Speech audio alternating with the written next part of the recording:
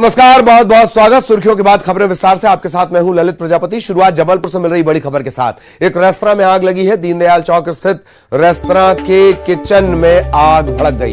हालांकि बड़ा हादसा टला है। सुबह करीब 8 बजे यह हादसा हुआ। आग लगने से किचन पूरी तरह जलकर खाक हो गया। अच्छी बात यह किसी तरह की कोई जनहानि नहीं हुई। 5 दमकलों ने कड़ी मशक्कत की, तब कहीं जाकर इस आग पर काबू पाया जा सका। न्यूज 18 मध्य प्रदेश छत्तीसगढ़ ये एक्सक्लूसिव तस्वीरें इस वक्त आपको दिखा रहा है। किचन पूरी तरह जलकर खाक हो गया है। सुबह तकरीबन 8 बजे के आसपास ये आग लगी। देखते ही देखते फैलती चली गई और पूरे किचन को इसने अपनी चपेट में ले लिया। दीनदयाल चौक पर यह रेस्तरां है जिसमें आग लगी। 5 दमकल कड़ी मशक्कत करती रही, तब कहीं जाकर इस आग पर काबू पाया जा सका। अच्छी बात यह किसी तरह की जनहानि नहीं।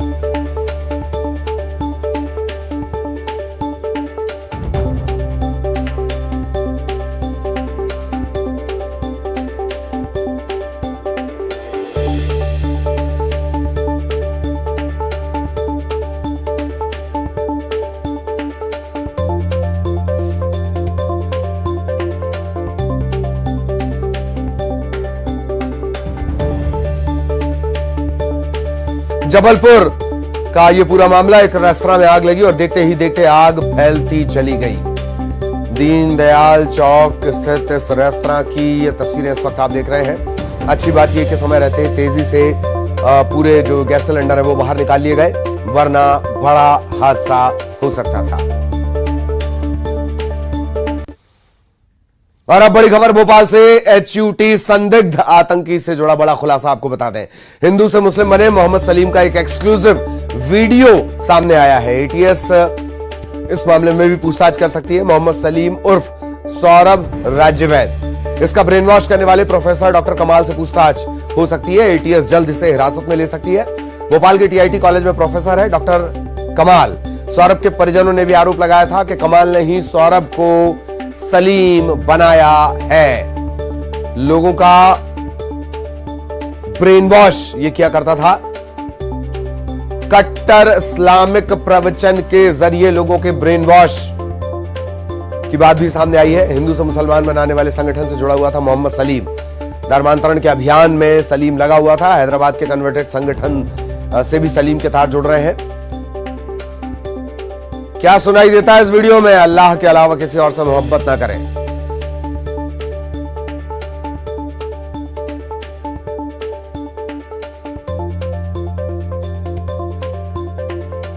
मौजूदा मुसलमान जो इस्लाम फॉलो कर रहे हैं वो इस्लाम नहीं है, ये भी कहता सुना जा सकता है सलीम। अल्लाह ने जो दिया वो इस्लाम अलग है।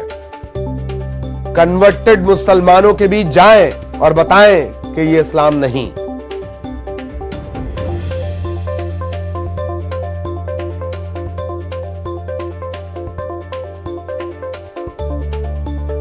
तो अब यह वीडियो सामने आया है। सौरभ के परिजन हालांकि लंबे अरसे से आरोप लगा रहे थे। सौरभ के जो पिता हैं उन्होंने बहुत पहले यह कहा था जाकिर नाइक को लेकर। वो भी धर्मांतरण के कुछ मामलों को उन्होंने उजागर किया था। उन्हें नहीं पता था कि उनके अपने घर में ये आग इस तरह फैल जाएगी। सौरभ सलीम बन गया। ना सिर्फ खुद बना, पत्नी को भी इसने इस्लाम कबूल करवा दिया। बच्चों के नाम भी बदल दिए। शैलेंद्र हमारे सहयोगी हमारे साथ जुड़े हुए हैं। शैलेंद्र, क्या कुछ और इस CD को, ये जो वीडियो सामने आया इसमें और क्या कुछ खुलासे होते हैं शैलेंद्र?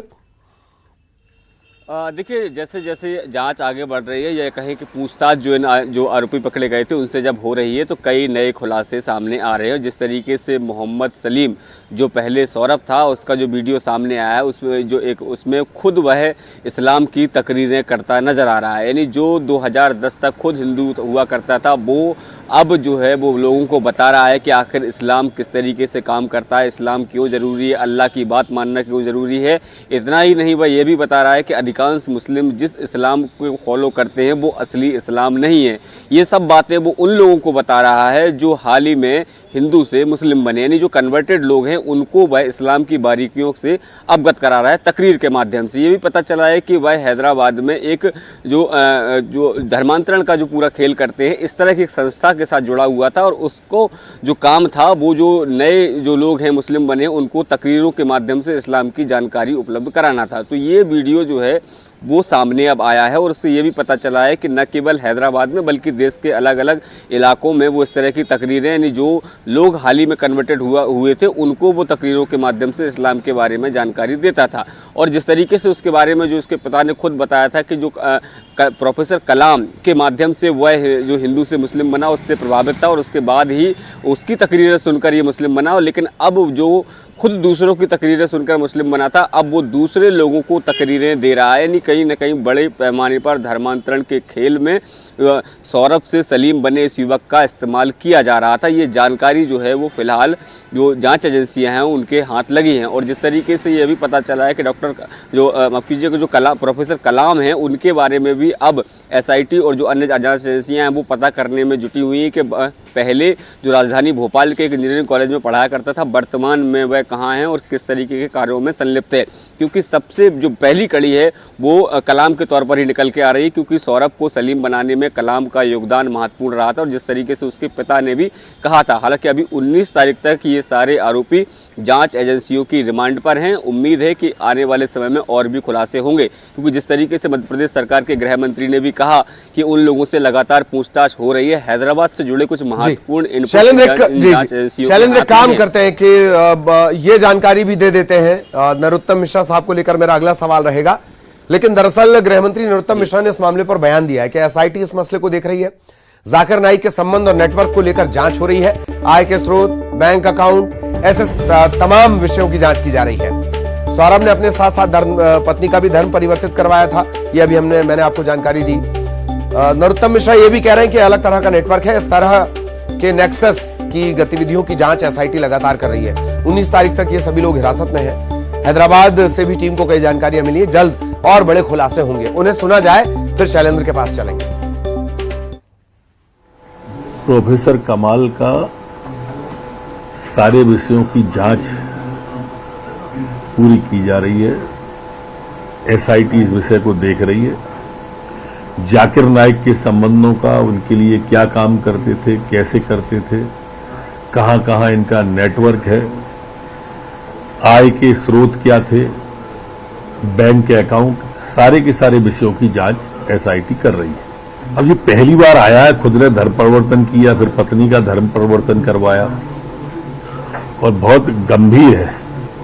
ये एक अलग तरह का नेक्सिस है और इस अलग तरह के नेक्सिस की, इनकी आतंकी गतिविधियों की, इन सब की जांच एसआईटी कर रही है और ठीक जल्दी आएगा।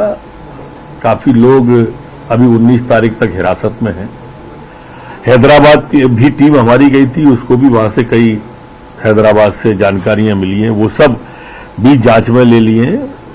सारी चीजों का इंट्रोगेशन चल रहा है। मैं समझता हूं जल्दी और भी आपको खुलासे होंगे। सहयोगी शैलेंद्र लगातार हमारे साथ बने हुए हैं। शैलेंद्र, ये तमाम बातें, यही खैर आपने पहले भी बताया था, अभी हमने यही बातें गृह मंत्री से भी सुनी, लेकिन मार्के की बात जो उन्होंने आखिरी लाइन कही कि अभी और भी खुलासे होंगे।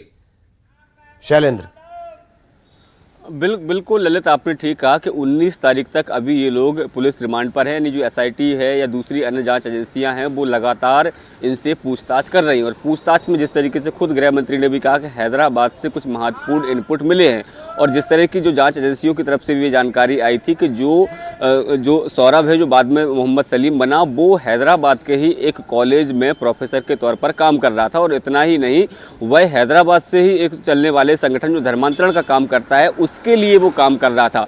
तो जानकारियां हैदराबाद से मिलना बहुत महत्वपूर्ण है और उन जानकारियों के आधार पर ही आगे बढ़ेगी। और जिस तरीके से दूसरी बात उन्होंने एक बात और कही, आपने ध्यान दिया होगा कि जो उनके बैंक अकाउंट्स हैं उसको खंगाला जाएगा कि क्या देश के ही अंदर से इनको फंडिंग हो रही थी या फिर किसी दूसरे देश से भी किसी तरह की कोई फंडिंग हो रही थी। क्योंकि पीएफआई के मामले में हमने ये देखा था कि फॉरेन फंडिंग की भी बातें सामने आई थी। हालांकि उसी सबको लेकर कल जिस तरीके से भिंड में भी एक एनआईए ने छापेमारी की थी और उसमें भी ये आशंका थी कि जो बाहर से फंडिंग हो रही है, तो क्या भारत में इतने बड़े आंदोलन जो कार्रवाई है वो चलाने के लिए बाहर से फंडिंग तो नहीं हो रही। ये सारी जांच जो है वो अब एसआईटी की जांच में आगे सामने आएगी। बिल्कुल बिल्कुल, बहुत बहुत धन्यवाद शैलेंद्र आपका इस तमाम जानकारी के लिए। और अब जांजगीर चांपा से बड़ा अपडेट, शराब पीने से 3 लोगों की मौत के मामले में बड़ा अपडेट। जांच के लिए एक 3 सदस्यीय टीम बनाई गई है। 3 एसडीओपी इस पूरे मामले की पड़ताल करेंगे। पोस्टमार्टम रिपोर्ट में भी मौत की वजह साफ नहीं हो पाई है। लिहाजा अब बिसरा को जांच के लिए भेजा जा रहा है एफएसएल। नवगढ़ थाना इलाके के रोगदा गांव का यह मामला है। मरने वालों में सेना के जवान भी शामिल था। इन लोगों ने शराब पीने के बाद बेहोश हुए। बेहोश होने के बाद इन्हें जब अस्पताल ले जाया गया, इन्हें मृत घोषित कर दिया गया। सेना के जवान की कुछ दिनों पहले शादी हुई थी और उसके बाद ये घटनाक्रम सामने आ गया। तो अब बड़ा अपडेट इस मामले में 3 एसडीओपी इस पूरे मामले की पड़ताल करेंगे। पोस्टमार्टम रिपोर्ट अस्पष्ट है, साफ नहीं है।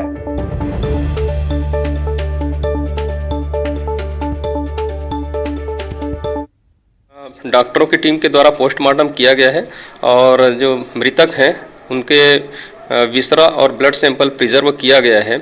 साथ ही आरोपी के दुकान से कुछ शराब की बोतल जब्त की गई हैं। जो भी रासायनिक परीक्षण योग्य वस्तुएं हैं उनको एफएसएल भेजा जा रहा है। वहां से जो परिणाम प्राप्त होंगे और मर्ग जांच में जो तथ्य आएंगे उसके आधार पर आगे की कार्रवाई की जाएगी। तो ये पुलिस के अधिकारी, जांच के लिए 3 सदस्यीय टीम बनाई गई है। तीनों एसडीओपी होंगे, वो इस पूरे मामले की पड़ताल करेंगे। 3 एसडीओपी। मरने वालों की संख्या 3 थी, एक सेना का जवान भी इसमें शामिल था। पोस्टमार्टम रिपोर्ट को लेकर साफ जवाब अभी मिल नहीं पाया है। रोगदा गांव का यह पूरा मामला है। नवागढ़ थाना इलाका लगता है, जांजगीर चांपा का नवागढ़। और अब ये टीम बनाई गई है। तो कई पेच दरअसल इसमें है। इस पूरे घटनाक्रम में 3 लोग शराब पीते हैं। शादी के आसपास का ये मामला है। तो यार दोस्त इस दौरान शराब बैठकर पीते हैं। जाहिर तौर पर 3 दोस्त शराब पीते हैं और शराब पीने के बाद बेहोश हो जाते हैं। रोहित हमारे साथ जुड़े हुए हैं। रोहित, क्या कुछ अपडेट? एक बात। दूसरी बात, पोस्टमार्टम रिपोर्ट को लेकर साफ जवाब नहीं मिल पा रहा है पुलिस अधिकारी से। जी ललित, देखिए ये मामला जो है पेचीदा हो गया है। वो इसलिए कि पोस्टमार्टम रिपोर्ट से मौत का सही कारणों का स्पष्टता नहीं हो रहा है और इसे लेकर के जो है अब एक जांच के लिए, पूरे मामले की जांच के लिए जो है एसडीओपीओ की टीम बनाई गई है और अब वो टीम जो है जांच करेगी। जो दुकान में सैंपल मिले थे, जो शराब की बोतलें मिली थी और जो दुकान से सामान जब्त हुए थे, उन सभी को जो है अब एफएसएल में भेजा जा रहा है। जो जांच टीम है, जो डॉक्टरों की टीम है, उनसे बिसरा कलेक्ट किया गया है, ब्लड का सैंपल लिया गया है और उसे भी एफएसएल भेजा जा रहा है। तो अब इस मामले में जो है, क्योंकि इसमें सबकी नजर बनी हुई है, विपक्ष भी इस मुद्दे को दम करके उठा रहा है, तो इस मामले में जो है किसी भी तरह की चूक नहीं की जानी चाहिए। इस लेकर के जो है पूरी तरीके से सावधानी बरती जा रही है और इसी के लिए जो है बिसरा को बाहर भेजा जा रहा है और एफएसएल की टीम के पास जो है तमाम सबूत भेजा जा रहा है ताकि सही कारणों का पता कि महज शराब पीने के कुछ ही देर में जो है। हाँ, ठीक। बहुत बहुत धन्यवाद रोहित, आपका इस तमाम जानकारी के लिए।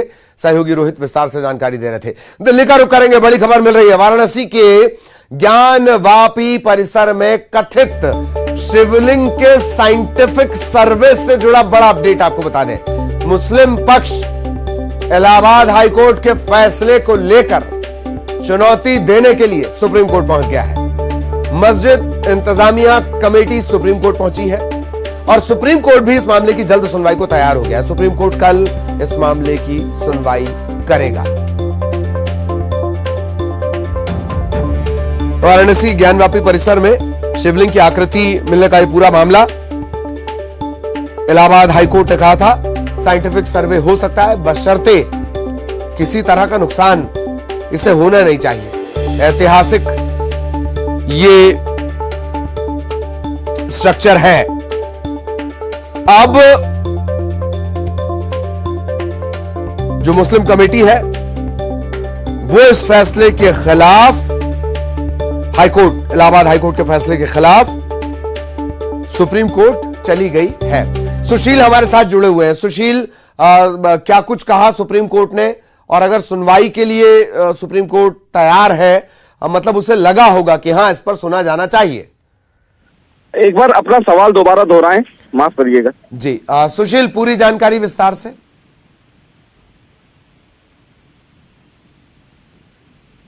सुशील, सुप्रीम कोर्ट ज्ञानवापी मामले की सुनवाई के लिए तैयार है।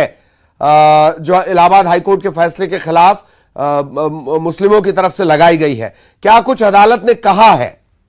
जी देखिए, साफ तौर से ज्ञानवापी के मामले पर मुस्लिम इंतजामिया कमेटी की तरफ से एक अर्जी दाखिल करके ये कहा गया है कि जो हाई कोर्ट ने अभी हाल ही में पूरे परिसर के साइंटिफिक सर्वे का जो आदेश दिया है, उस आदेश पर सुप्रीम कोर्ट रोक लगाए। सुप्रीम कोर्ट में मस्जिद कमेटी की तरफ से ये कहा गया है कि हाई कोर्ट ने जो फैसला सुनाया है वो एक तरफा फैसला सुनाया है, उनके पक्षों को ठीक से नहीं सुना गया है, लिहाजा सुप्रीम कोर्ट हाई कोर्ट के आदेश का परीक्षण करे। सुप्रीम कोर्ट में फिलहाल उनकी अर्जी पर सुनवाई के लिए तैयार कर लिया गया है। सुप्रीम कोर्ट कल संभवतः इस पूरे मामले पर सुनवाई करेगा। हालांकि हाई कोर्ट में हिंदू पक्षकारों की तरफ से अर्जी दाखिल करके ये कहा गया था कि जिस तरह पूरे जो मंदिर परिसर है, जहां पर पुराने शिलाखंड हैं और जहां पर पुरानी जो आकृतियां हैं, उन देवी देवताओं के जो फिलहाल वहां पर जो आकृतियां हैं उसका साइंटिफिक सर्वे करवाना बेहद आवश्यक है, ताकि ये पता चला जा सके कि कब से ये जो शिलाखंड है वो कब तक पुराने हैं, कितने पुराने हैं। हाँ। और ये प्रकरण अयोध्या जब मामले की सुनवाई चल रही थी उस समय भी आया था, ताकि वहां के शिलाखंडों की जांच हो सके। बहुत बहुत धन्यवाद सुशील इस तमाम जानकारी के लिए। इसी के साथ इस बुलेटिन में इतना ही। खबरें जारी।